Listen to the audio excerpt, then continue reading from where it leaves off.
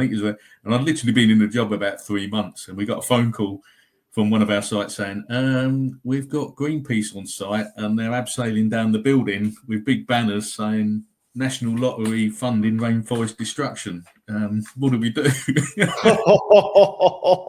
So you put your pen down and thought, right. Yeah, right, okay, right, what do we do here? And I had a guy, I still remember his name, I think his name is Nathan Argent, if I remember right. He's a guy from Greenpeace. He phoned me up, nice lad. He said, yeah, we're on your site.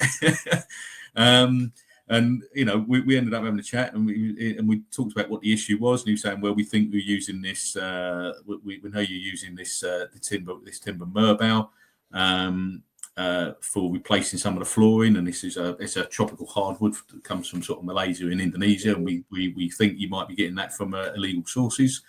And we said, well, we don't think we are, but I'll check for you. And we went back. We was getting the stuff through a company called Yonkers, which was I think a Dutch company, and it was actually coming from a sustainable source. It was coming from an MTC, Malaysian Timber Certification Council source in Malaysia, all above board, no problems with it. But the issue that got me thinking was, yeah, but we hadn't checked. You know, we hadn't looked. We hadn't. You know, it was by luck rather than judgment, I think. Where, you know, and it's like, well, that's got to go in the procedures. We've got to look at what we can do, and that's where we started looking at. And we was one of the first companies. You know, there were a couple of others. You know, I know Lend Lease were doing stuff, and we were doing stuff